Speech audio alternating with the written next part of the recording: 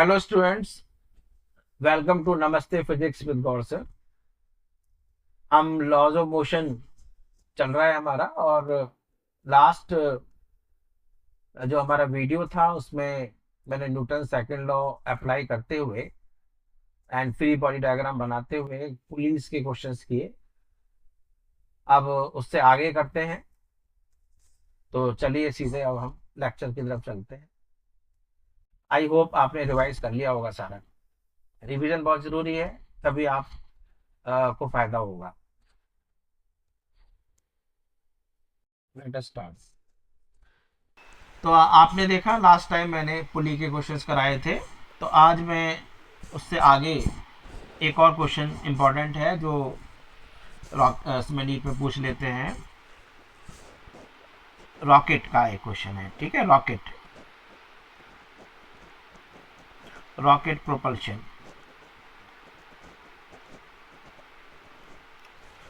Rocket propulsion में होता क्या है, वहाँ पर हाई वेलोसिटी जो जेट है, यानी हाई वेलोसिटी जो फ्लूइड है उसको जेट कहते हैं, वो एक होल से बाहर आ रही है, ठीक है। अब उससे बाहर आने से क्या है कि मैंने आपको बताया था कि कोई भी सिस्टम यदि किसी को बाहर पीछे की तरफ पुश कर रहा है तो इसका मतलब वो भी उसको वापस थ्रस्ट देगा।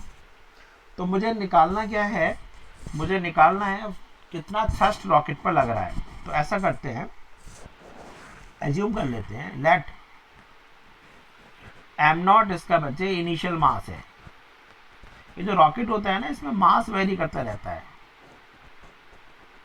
इनिशियल मास ऑफ रॉकेट है। और मान लीजिए dm by dt is the rate of consumption of fuel।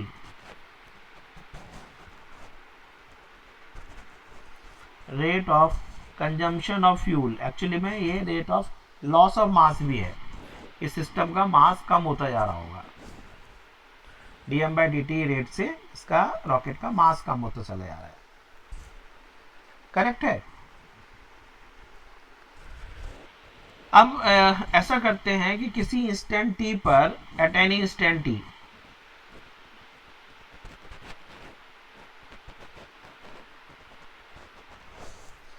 किसी इंस्टेंट टी पर देखते हैं इसका क्या कंसेप्ट हुआ। मान लीजिए ये रॉकेट है और ये बच्चे हॉट गैसेस को फेंक रहा है। यहाँ पर एक चीज़ और होती है जिसको कहते हैं वेलोसिटी ऑफ जेट। ये फिक्स है, velocity of jet.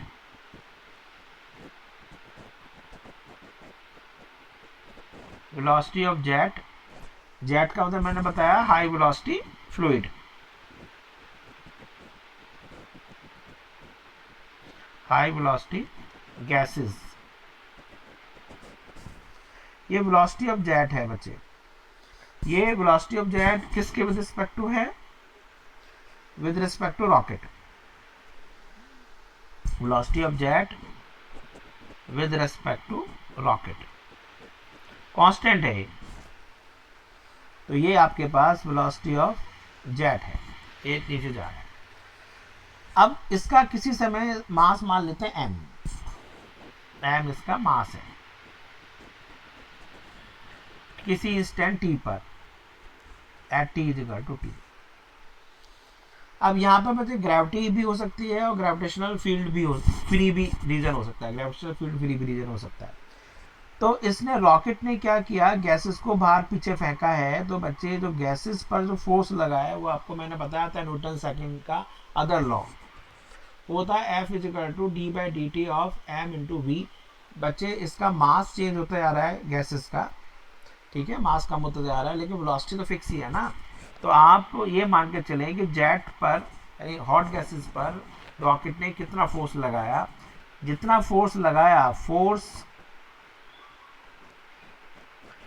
Bye rocket on jet, ये हम निकाल लेंगे।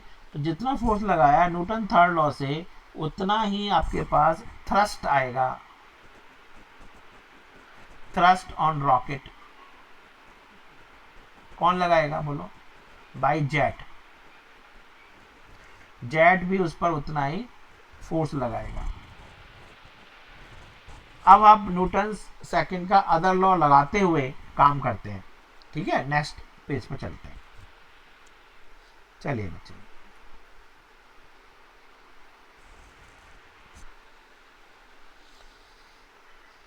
चलिए देखें। तो आप देखो जो रॉकेट ये है,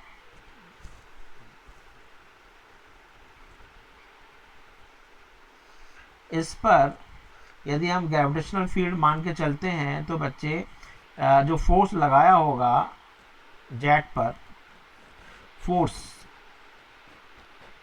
ऑन जेट कितना होगा, is equal to V J into D M by D T, other form वाला। जितना ये फोर्स लग रहा है, ये जेट है, ये मतलब हॉट गैसेस पर, इतना ही फोर्स बच्चे थ्रस्ट ऊपर लगेगा इस पर। थ्रस्ट कितना लगा, वो उतना ही लगा, V J into D M by D T. ये इस समय इसका मास है एम। एम कितना होगा जरा बताओ, ये टी टाइम पर है, this is at T is equal to T. तो ये मास जो होगा बच्चे वो कम हो गया होगा, इनिशियल मास इसका एम नॉट था, एम नॉट में कितना कम हो गया, डी टी टाइम में डी एम कम हो गया, तो टी टाइम के बाद कितना रह गया होगा, इतना। यूनिटरी मेथड लगा सकते हो भाई, डी टी टाइम में डी एम मास कम हो गया, तो टी टाइम के बाद कितना कम हो गया, यूनिट टाइम के बाद D M by D T, तो टी टाइम के बाद D M by D T into T. सही है ना, करेक्ट है, ये क्लियर हुआ है वाला कंसेप्ट। ये डी टी टाइम में डी एम कम होता है, तो यूनिट टाइम में D M by D T कम हुआ, तो टी टाइम के बाद कितना कम हो गया, D M by D T into T. अब आप चाहें तो यहां पर इसका वेट भी ले सकते हो, एम जी। अब इसमें बच्चे आप निकाल सकते हैं कितना एक्सेलरेशन हुआ। अब नेट अपवर्ड फोर्स, अब बताओ नेट अपवर्ड फोर्स कितना हो गया।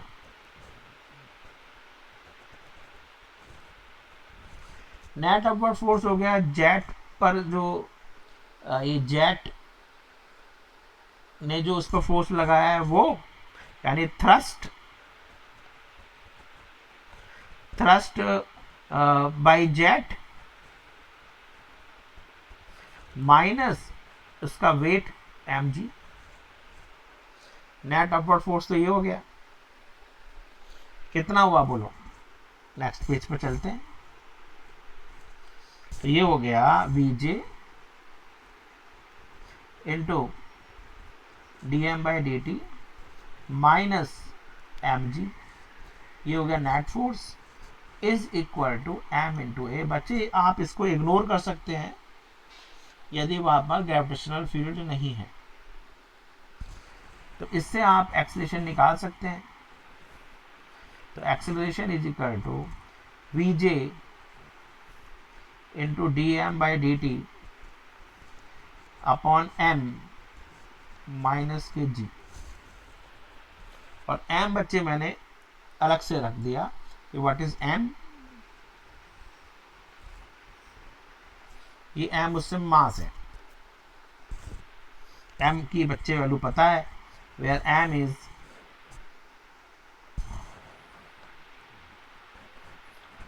द मास उस समय, that is M naught minus D M by D T into T. मैं इसको डायरेक्ट मैं कोई फॉर्मूला नहीं याद करा रहा हूं आपको, आप बच्चे इसको देख लीजिए कैसे हमने ड्राइव किया। न्यूटन्स सेकंड लॉ का अदर फॉर्म यूज करते हुए आप करना क्वेश्चन। चलिए ये तो हो गया, क्योंकि बीच में अटक रहा था, फिर हमने इसको छोड़ दिया, हाँ, ये भी खत्म कर दिया। अब कुछ क्वेश्चन बड़े आसान से पूछेंगे, जैसे आपने पूछा कि भाई नॉर्मल रिएक्शन बताएं।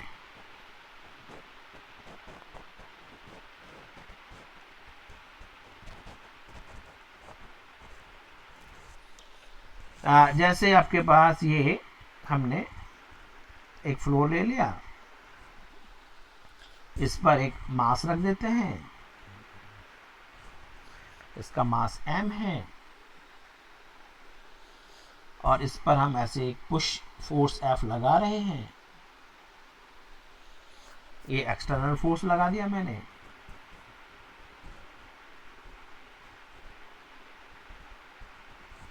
तो नॉर्मल रिएक्शन पूछ रहा है, नॉर्मल रिएक्शन ऑफ फ्लोर।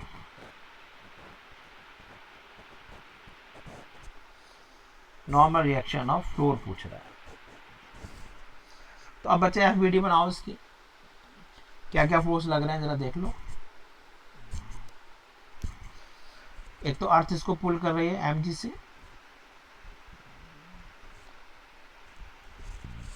इसने बच्चे n से इसको पुश किया है, ग्राउंड को, फ्लोर को सॉरी, तो इसने भी इसको n से ऊपर पुश किया होगा।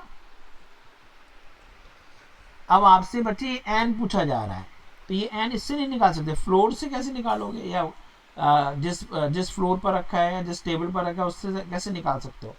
हम इससे निकाल सकते हैं, तो हम इस चीज को इनडायरेक्टली यहाँ से निकाल लें। अब ये बच्चे इक्विलिब्रियम, इक्विलिब्रियम का मतलब आपको मोशन प्लेन में पढ़ा है। इक्विलिब्रियम का मतलब नेट फोर्स जीरो।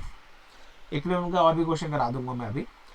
तो इक्विलिब्रियम का मतलब है नेट फोर्स जीरो, तो इस पर नेट फोर्स जीरो होगा। अब देखो इसमें हम एक एक्सिस ये ले लेते हैं x, एक ले लेते हैं y, ये आपके पास नीचे माइनस y। तो मुझे बताओ x की तरफ तो हॉरिजॉन्टल तो फोर्स को लग ही नहीं रहा है, तो सारे जो फोर्स लग रहे हैं वो किधर लग रहे हैं, y एक्सिस की तरफ लग रहे हैं। भाई ये आपका नीचे डाउनवर्ड mg ब्लॉक पर, ये भी f डाउनवर्ड n ऊपर, तो जितना नेट फोर्स आपके पास y एक्सिस की तरफ जीरो होना चाहिए। भाई इक्विलिब्रियम का मतलब होता है नेट फोर्स जीरो, x की तरफ भी जीरो, y की तरफ भी जीरो, x तो है ही नहीं, तो y वाला ले लेंगे ना बस। चले चलो, तो फॉर इक्विलिब्रियम, इक्विलिब्रियम का मतलब आपको समझ में आता है। फॉर इक्विलिब्रियम नेट फोर्स यानी सिग्मा F अलोंग x वो जीरो होना चाहिए, एंड सिग्मा यानी vector sum of all the forces along y must be zero. अब बच्चे ये तो हमें दिख ही नहीं रहा है, नॉट एप्लीकेबल। ये क्यों लगा रहे हो जबरदस्ती, जब है ही नहीं x की तरफ कोई फोर्स, केवल y की तरफ आ रहा है, ये लग रहा है बस। तो इसमें बच्चे इसका मतलब जितना force, net force positive y की तरफ होगा, उतना ही नेट फोर्स निगेटिव y की तरफ होगा। आसान है, बोलो ज्यादा आई कैप जे कैप क्यों लगा रहे हो भाई, बोलो बच्चे। प्लस y की तरफ कौन सा फोर्स लग रहा है, n, माइनस y की तरफ कितना कौन सा लग रहा है, mg और f। किसकी बात कर रहे हो आप, ब्लॉक की। समझ में आ गया, किसकी बात कर रहे हैं, इक्विलिब्रियम किसको कर रहे हो, फॉर ब्लॉक या बॉडी जो मैंने रखी है। तो बॉडी पर ही फोर्स देखो बस। तो प्लस y की तरफ कितना लग रहा है, n, माइनस y की तरफ कौन सा लग रहा है, mg, और कौन सा लग रहा है, f जो ऊपर से लगाया। आगे बच्चे आसान सा क्वेश्चन है, तो मैंने स्टार्टिंग में आपको ये हल्का सा क्वेश्चन कराया। और करते हैं दूसरी सिचुएशन, फिर एक और ले लेते हैं। पहले हल्का हल्का करा रहा हूं मैं। Find normal reaction of floor. चलो अब चलते हैं ऐसे। ये आपका हो गया ब्लॉक, इसका मास बच्चे फिर वही m है।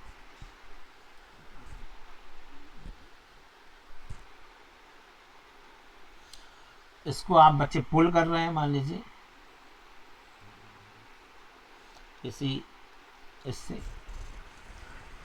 ठीक है। अब ये पूछ रहा है बस, पहले मैंने वर्टिकली डाउनवर्ड लगाया। अब बच्चे इस पर देखो, कन्वीनियंट एक्सिस लेते हैं, एक x और एक y, और ये स्मूथ सरफेस है।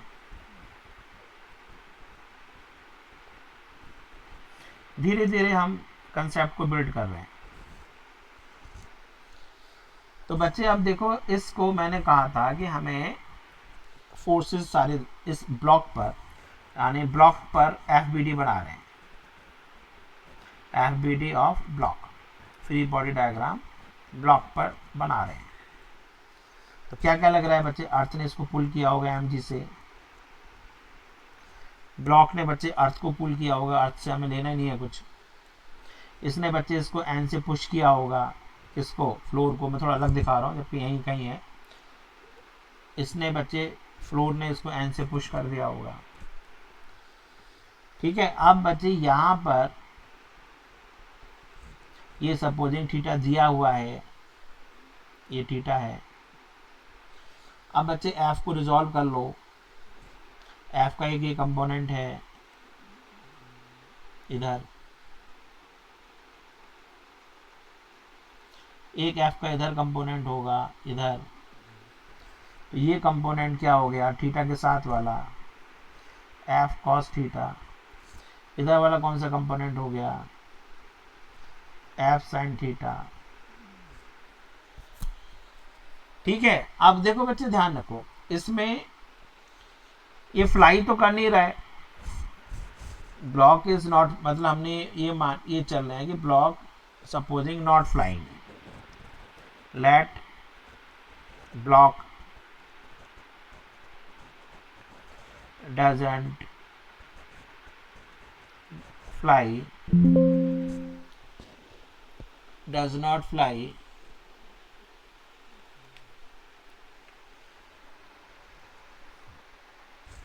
let block does not fly normally along y axis।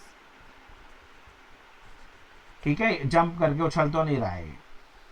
इसका मतलब क्या हो गया, इसका मतलब ये हुआ कि सारे के सारे फोर्सेस जो y की तरफ लग रहे हैं वो उनका सबका वेक्टर सम 0 हो जाएगा। ठीक है क्या, सबके फोर्सेस का वेक्टर सम 0 हो जाएगा।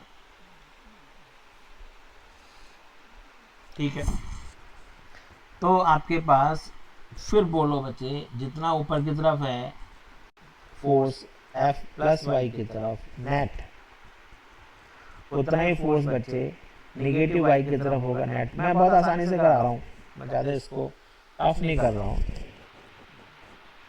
तो प्लस वाई की तरफ कौन कौन से फोर्स लग रहे हैं, एक तो एन लग रहा है, एक बच्चे ये एफ का कंपोनेंट लग रहा है, यानी F sine theta plus N. ये बच्चे जरूरत पड़ेगी टॉपिक आगे। नीचे की तरफ कौन सा लग रहा है, एम जी लग रहा है बस। तो नॉर्मल रिएक्शन कितना आ गया, तो normal reaction is equal to M G minus F sine theta. आया बच्चे सबको समझ में या नहीं?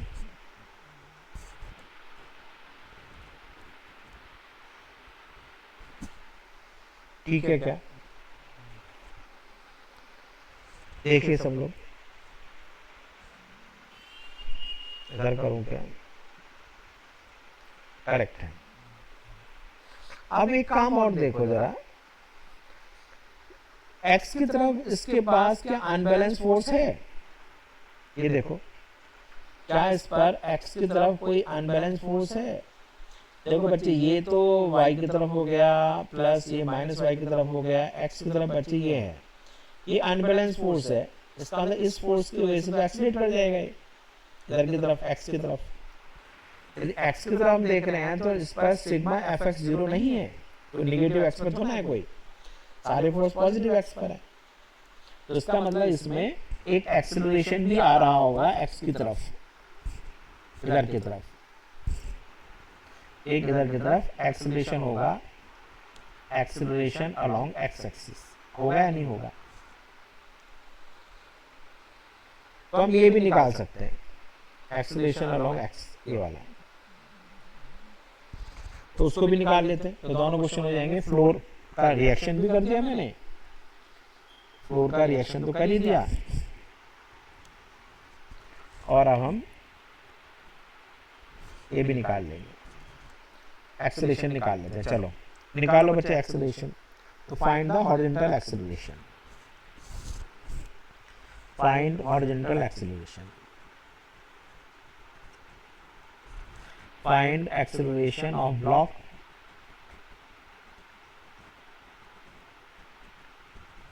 find acceleration of block along x-axis.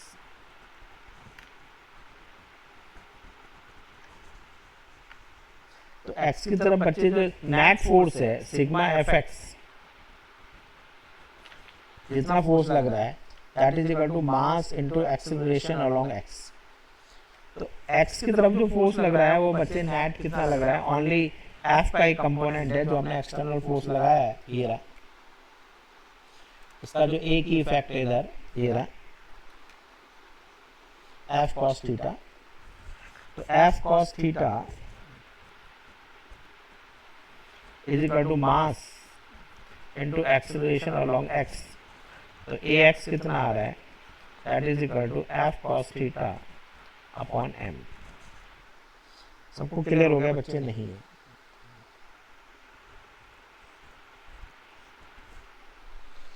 तो इस तरह से मैंने एक क्वेश्चन भी आपको करा दिया।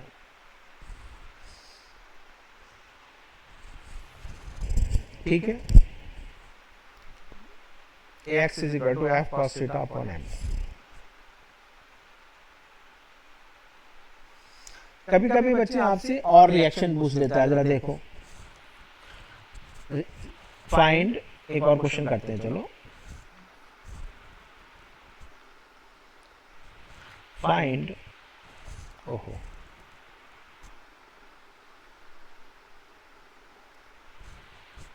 क्वेश्चन है फाइंड इंटरैक्शन फोर्स कह सकता है या एक्शन रिएक्शन कह सकता है। Find the interaction force between supposing B block and C block. ऐसे क्वेश्चन आपसे पूछ सकता है, बहुत आसान सा क्वेश्चन है। डायग्राम बना रखा होगा कुछ, ठीक है, और स्मूथ सरफेसेस है। देखिए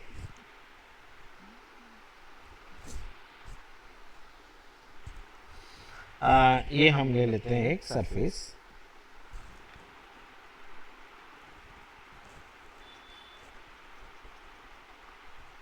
स्मूथ सरफेस है।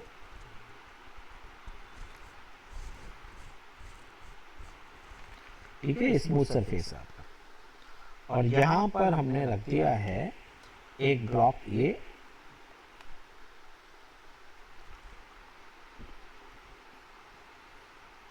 एक और ब्लॉक, एक और block. This is A, this is B, this is सी।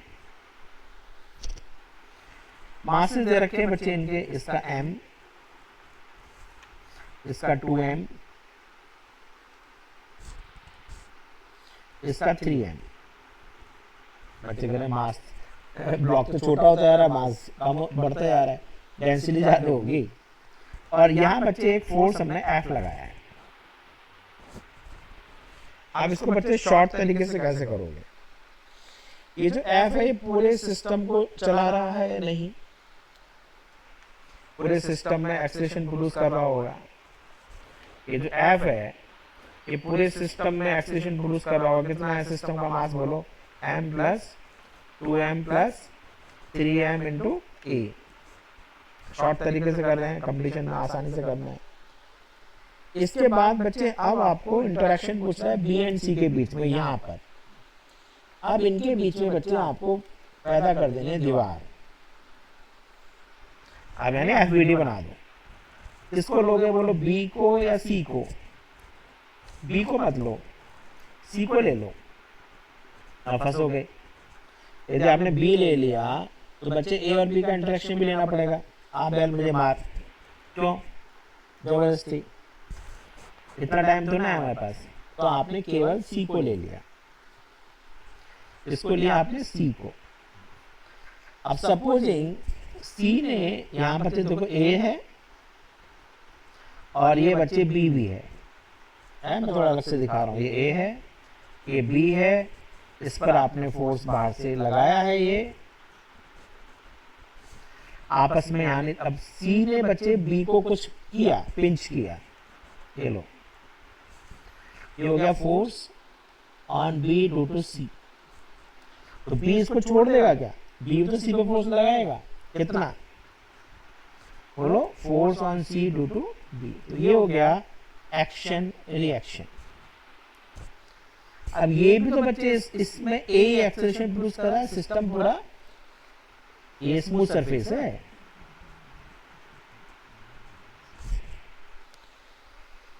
आया बच्चे समझ में? नहीं तो एफ सी बी यानी कि फोर्स जो लग रहा है,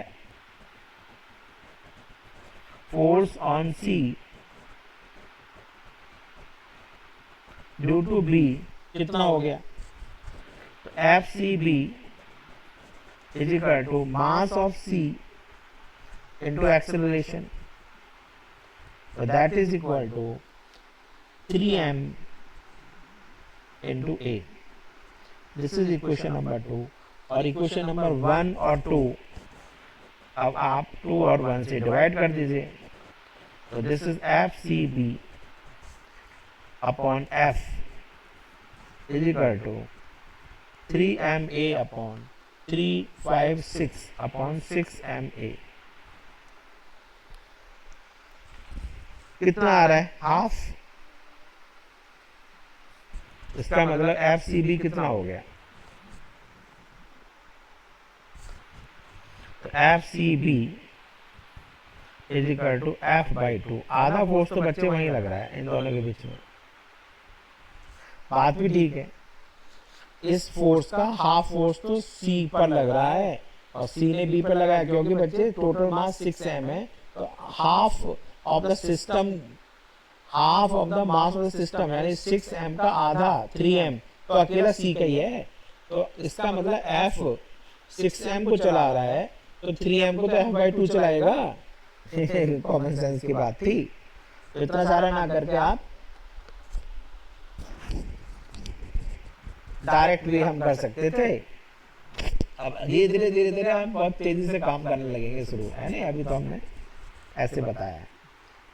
चलिए ये सब हुआ, अब आगे चलते हैं।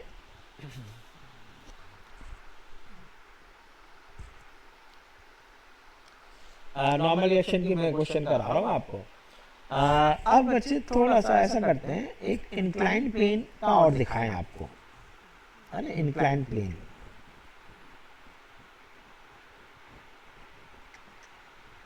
इंक्लाइंड स्मूथ प्लेन, उस पर भी चलते हैं। Inclined smooth plane, okay. तो हमने एक इंक्लाइंड सरफेस ले लेते हैं, प्रिज्म भी कहते हैं लोग इसको, ये प्रिज्म भी हो गया। और ये बच्चे यहां से इस पर हॉरिजॉन्टल थीटा दिया हुआ है, ये 90 है। यहां पर बच्चे हमने एक मास रख दिया,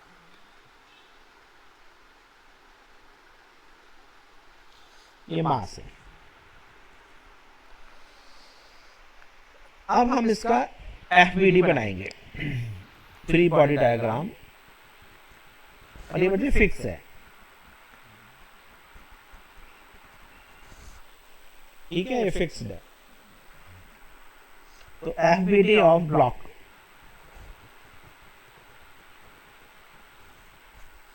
अब बच्चे देखो क्या क्या लग रहा है।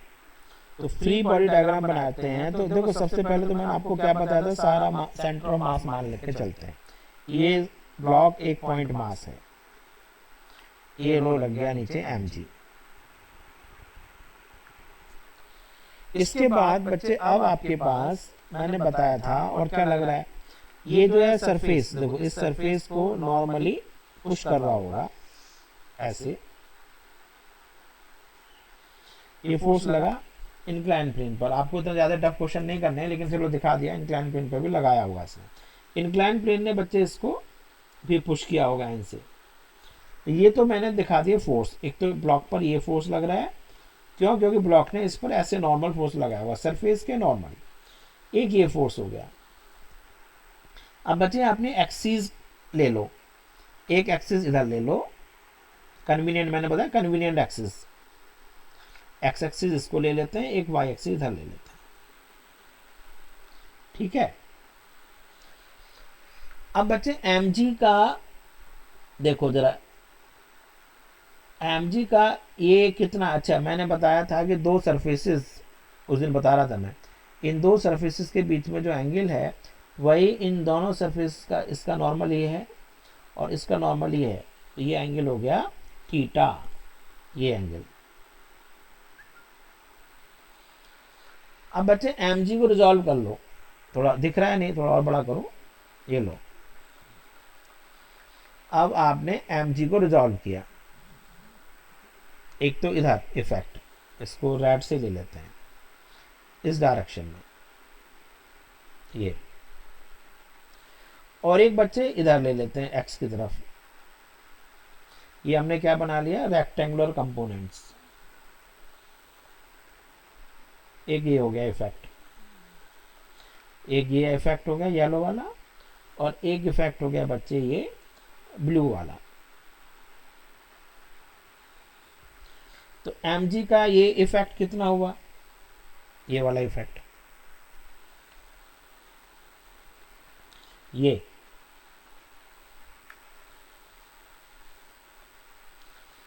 mg का ये इफेक्ट कितना हुआ, थीटा के साथ वाला, बोलो mg, ये बड़ा सा मैंने दिखाया ना, इसको छोटा कर लें, चलो अब ज़्यादा बड़ा हो गया है, इसको छोटा कर लेते हैं, तो ओरिजिनल इसमें आ गया।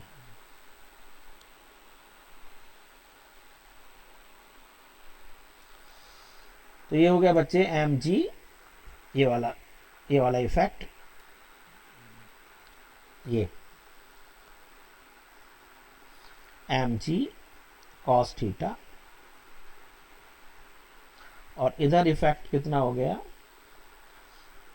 बोलो, थीटा के सामने वाला है, या मैंने बताया था ये एंगल कितना 90 माइनस थीटा, तो mg cos 90 माइनस थीटा कितना हो गया, साइन, तो mg साइन थीटा। अब आप ये बताइए कि ये जो प्रिज्म है ये बच्चे पेपर का बना तो है नहीं कि इसमें घुस जाएगा, ठीक है, ये बिल्कुल हार्ड है, तो ये फ्लाई नहीं कर रहा है, तो net force sigma F Y वो तो जीरो ही होगा,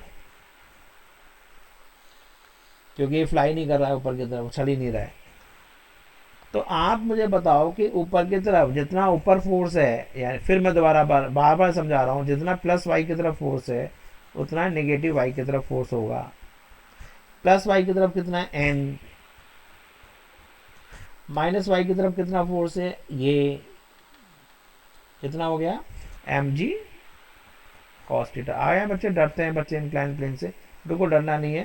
तो n is equal to mg cos theta, ये आगे जरूरत पड़ेगी आपको, n is equal to mg cos theta मैंने बता दिया। अब बच्चे चलते हैं x की तरफ, ये हो गया y की तरफ मोशन, ये तो अलोंग y एक्सिस मैंने बताया।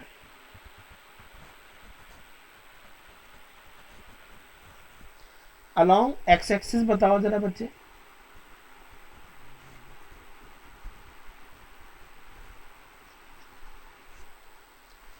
अलोंग x एक्सिस की हम बात करें तो इस पर अनबैलेंस फोर्स कितना लग रहा है, mg sin theta minus x की तरफ लग रहा है, mg sin theta is acting along minus x axis, ये अनबैलेंस फोर्स है या नहीं, बोलो।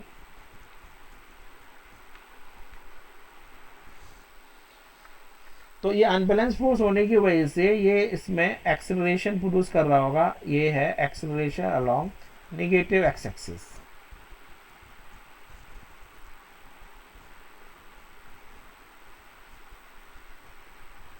नेगेटिव एक्स का मतलब है डाउन,